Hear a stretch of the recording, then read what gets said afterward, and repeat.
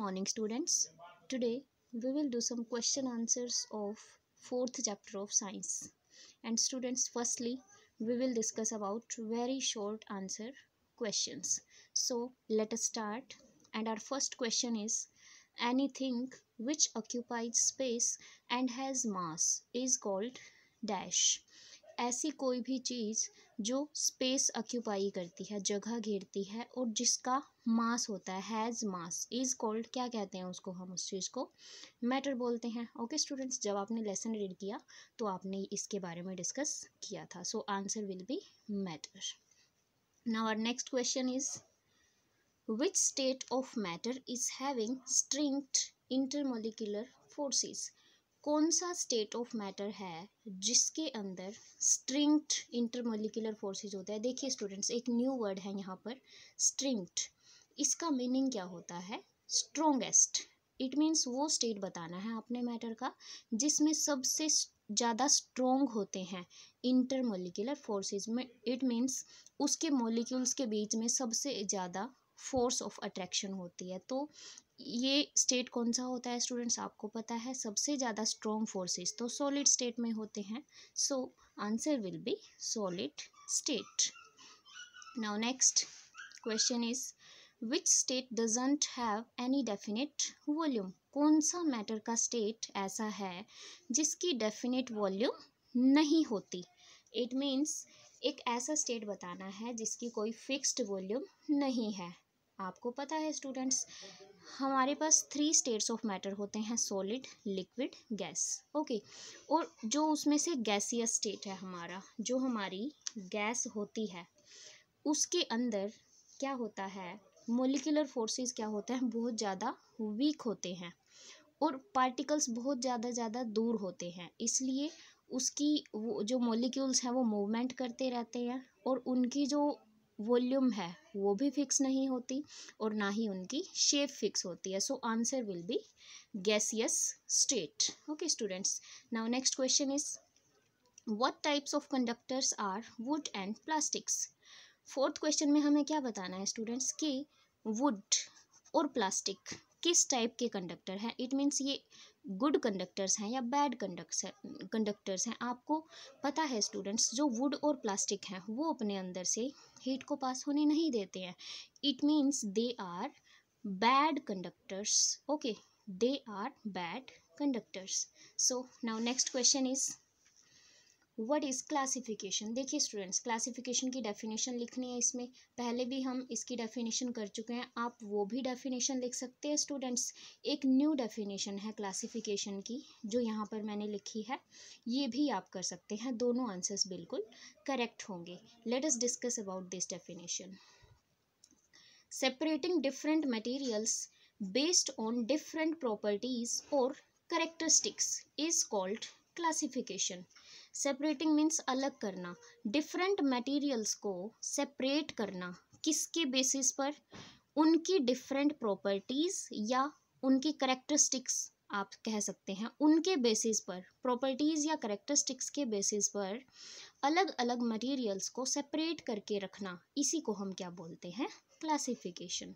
So definition of classification is separating different materials based on different properties or characteristics is called classification.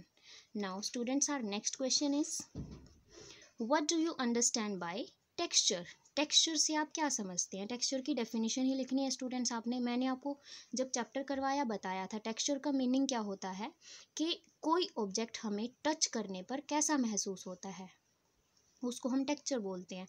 It means वो हमें rough लग रहा है touch करने पर, या फिर वो हमें स्मूथ लग रहा है, कैसी फील हो रही है उसको टच करने के बाद. So this type you will write this definition.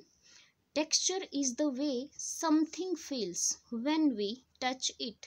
Texture से हमें क्या पता लगता है कि कोई चीज़ फील करने टच करने पर कैसी महसूस हो रही है, हमें वो रफ लग रही है या स्मूथ लग रही है. Okay students, so this is the definition of texture. Now our next question is, differentiate between miscible and non miscible liquids. देखिए स्टूडेंट्स, जब हमने चैप्टर किया सोल्यूबिलिटी से रिलेटेड, वहाँ पर मिसिबल और नॉन मिसिबल लिक्विड्स की डेफिनेशन के बारे में डिस्कस किया था हमने। अब यहाँ पे उनमें डिफ्रेंशिएट करना है, अंतर बताना है, क्या डिफरेंस है उनमें।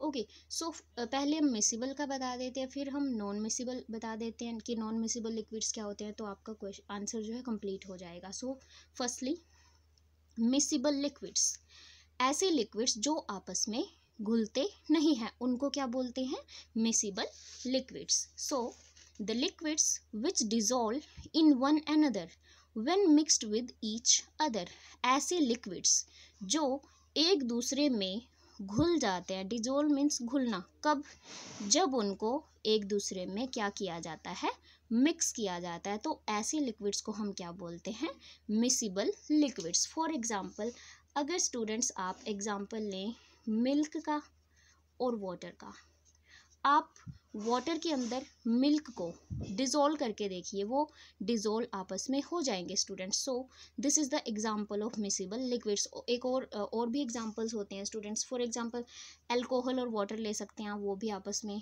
घुलेंगे। विनेगर होता है, सिरका, जो हम अचार के अंदर यूज़ करते हैं, तो वो भी वाटर में मिसिबल होता है। Okay, so they are miscible liquids. Now next definition is non miscible liquids, ऐसे लिक्विड्स जो आपस में डिज़ोल्व ना हो और अलग से लेयर बना ले मिक्स होने के बाद, उनको क्या बोलते हैं, non miscible liquids. So the liquids which do not dissolve in one another, जो एक दूसरे में नहीं घुलते, डिज़ोल्व नहीं होते, एंड फॉर्म मीन्स बना देते हैं, सेपरेट लेयर, अलग से लेयर बना देते हैं, उनको हम क्या बोलते हैं, non miscible liquids. For example देखिए स्टूडेंट्स, अगर आप ऑयल लेते हैं, कोई भी आप ऑयल ले लीजिए, और ऑयल को आप वाटर में मिक्स करके अगर देखेंगे ना स्टूडेंट्स, तो क्या होगा, अगर आपने ऑयल लिया है और वाटर लिया है, तो जब आप उसको मिक्स करेंगे तो जो ऑयल होगा वो ऊपर एक सेपरेट लेयर बना लेगा और नीचे वाटर सेपरेट आउट हो जाएगा। ओके, इट मीन्स वो आपस में नहीं मिक्स होंगे, डिज़ोल्व होंगे, क्या होगा, एक अलग से लेयर बन जाएगी दोनों की, वाटर की अलग से और ऑयल की अलग से। ओके स्टूडेंट्स, और जनरली क्या होगा आपके पास, जो ऑयल होगा स्टूडेंट्स, वो अपर साइड पे मिलेगा, ऊपर वाली साइड पे आपको क्या मिलेगा, ऑयल मिलेगा।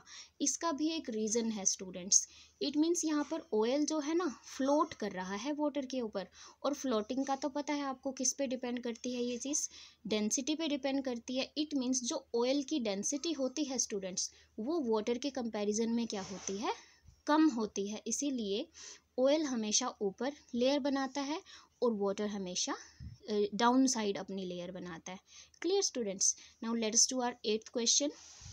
What do you understand by thermal conduction. Thermal का मीनिंग होता है heat, and conduction means to pass, pass transfer हो जाना। Okay, so the definition of thermal conduction is, it is the movement of heat from one object to another one, एक object से दूसरे object की तरफ movement होना, किस चीज़ का, हीट का, थर्मल कंडक्शन है ना, सो हीट का ही मूवमेंट होगा। Okay, then that has different temperature, और जो एक ऑब्जेक्ट की आपने मूवमेंट करवाई है दूसरे ऑब्जेक्ट की तरफ, तो इस दूसरे वाले ऑब्जेक्ट की जो टेम्परेचर है वो डिफरेंट होना चाहिए पहले वाले ऑब्जेक्ट से, when they are touching each other, और एक दूसरे को उनको टच भी करना चाहिए। देखिए स्टूडेंट्स, इसकी एक मैं एग्जांपल, इसके लिए आपको एग्जांपल बताती हूँ मैं, क्या एग्जांपल होगा, जैसे आपके पास एक स्पून है मेटल की, फॉर एग्जांपल आयरन की या यू कैन से स्टील की आपके पास स्पून है, तो क्या होगा, आपने बर्नर ऑन किया, बंसन बर्नर का यूज़ हम लेबोरेटरी में करते हैं हीटिंग पर्पज़ के लिए। जैसे ही आपने फ्लेम ऑन किया और मेटल की जो स्पून है उसको आपने फ्लेम के ऊपर रख दिया स्टूडेंट्स, तो क्या होगा, देखिए ये जो फ्लेम है, ये जो किनारा है, ये जो एंड है इसका, इसको गर्म कर देगा, ये हॉट एंड हो जाएगा, गर्म एंड हो जाएगा, और यहाँ से पार्टिकल्स गर्म होते होते यहाँ तक के पार्टिकल्स भी क्या हो जाएंगे, गर्म हो जाएंगे। इट मीन्स आपके हाथ को थोड़ी सी हीट महसूस होगी। इट मीन्स जो हीट है वो हॉट एंड, इट मीन्स क्या हुआ है, हीट का ट्रांसफ़र हुआ है हॉट से कोल्ड की तरफ, हॉट एंड से कोल्ड एंड की तरफ। ये ट्रांसफ़र ऑफ हीट तब तक चलता रहेगा स्टूडेंट्स जब तक दोनों का टेम्परेचर जो है वो इक्वल नहीं हो जाता। एक चीज़ गर्म थी, एक चीज़ ठंडी थी, तो उनमें क्या हुआ है, हीट का मूवमेंट हुआ है। ओके स्टूडेंट्स, सो मेटल्स में क्या होती है, हमारे पास हीट कंडक्ट होती है। So this is the concept of heat conduction. Now again I am repeating the definition. It is the movement of heat from one object to another one that has different temperature. दोनों objects का temperature क्या होना चाहिए, different होना चाहिए। जिनमें हम heat transfer करवा रहे हैं ना स्टूडेंट्स, उन ऑब्जेक्ट्स का जो टेम्परेचर है वो क्या होना चाहिए, डिफरेंट होना चाहिए। Okay, when they are touching each other, और एक दूसरे को उनको टच करना भी मस्ट है। ओके स्टूडेंट्स, सो दो कंडीशन है हमारे पास हीट कंडक्शन के लिए। फर्स्ट क्या, दोनों ऑब्जेक्ट्स का जो टेम्परेचर है वो अलग अलग होना चाहिए, और दोनों ऑब्जेक्ट्स आपस में टच कर रहे हो, तभी हमारे पास हीट का कंडक्शन हो पाएगा, हीट ट्रांसफ़र हो पाएगी, मूव हो पाएगी एक ऑब्जेक्ट से दूसरे ऑब्जेक्ट्स की तरफ। Okay students, now let us discuss our next question. Which state of matter has the largest intermolecular spaces between them? ऐसा कौन सा स्टेट है मैटर का जिसमें सबसे ज़्यादा इंटरमोलिकुलर स्पेसेस होते हैं, पार्टिकल्स, इट मीन्स मोलिक्यूल्स के बीच में क्या होता है, स्पेस, जो जगह है वो सबसे ज़्यादा होती है। देखिए स्टूडेंट्स, अगर हम गैसेस का केस डिस्कस करते हैं, गैसेस के पार्टिकल्स रैंडमली मूव करते रहते हैं। अगर गैस किसी कंटेनर में है तो उसके पार्टिकल्स रैंडमली कंटिन्यूअसली मूव करते रहते हैं, और इनके बीच में जो स्पेस है वो भी बहुत ज़्यादा होता है। इसीलिए इस क्वेश्चन का आंसर क्या होगा, गैसियस स्टेट। ओके स्टूडेंट्स, और अगर हम बात करें फोर्सेस की, तो फोर्सेस तो बहुत ज़्यादा वीक हैं यहाँ पर। और एक और बहुत इंपॉर्टेंट फैक्ट है स्टूडेंट्स गैसेस के लिए, जो सॉलिड होता है ना स्टूडेंट्स, सॉलिड को हम बंद कंटेनर में रखें ये कोई ज़रूरी नहीं है। सॉलिड तो हम ओपन एरिया में भी रख सकते हैं। लिक्विड क्या होता है, लिक्विड को हम बर्तन में तो रखते हैं, बट बर्तन को कवर करने की ज़रूरत नहीं है हमें। बट जो गैस होती है ना स्टूडेंट्स, गैस जिस कंटेनर में डाली जाती है उसको हमें ऊपर से कवर भी करना पड़ता है, उसके ऊपर ढक्कन भी हमें लगाना पड़ता है। जैसे आप अपनी किचन में अगर गैस सिलेंडर को देखें तो वो बंद होता है बिल्कुल। अगर स्टूडेंट्स आप उसको सिलेंडर को ऊपर से बंद नहीं करेंगे तो गैस क्या हो जाएगी, लीक हो जाएगी। इट मीन्स गैस जो है एयर में फैल जाएगी। सो कंक्लूजन क्या निकल के आया, सॉलिड हम ओपन एरिया में भी रख सकते हैं, इट मीन्स उनको किसी कंटेनर में डालने की भी ज़रूरत नहीं होती हमें। लिक्विड्स को बर्तन में रखना पड़ता है, कंटेनर में रखना पड़ता है, ओपन भी रख सकते हैं हम कंटेनर को। बट जो हमारा गैसियस स्टेट है, गैस है, गैस को हमेशा बंद बर्तन के अंदर हम रखते हैं ताकि वो जो पार्टिकल्स है वो बाहर ना जा पाए। Okay students, so this was your 9th question of very short question answers, कि कौन सा स्टेट ऑफ मैटर है जिसमें इंटरमोलिकुलर स्पेसेस सबसे ज़्यादा होते हैं। गैसियस स्टेट ऐसा है जिसके अंदर इंटरमोलिकुलर मॉलिक्यूल्स के बीच में स्पेसेस सबसे ज़्यादा होते हैं। ओके स्टूडेंट्स, तो आपने ये वेरी शॉर्ट क्वेश्चन आंसर्स कर लेने हैं, अपने नोटबुक में राइट कर लेने हैं, और साथ साथ आपने लर्निंग भी कंप्लीट कर लेनी है अपनी। Okay students, so thank you.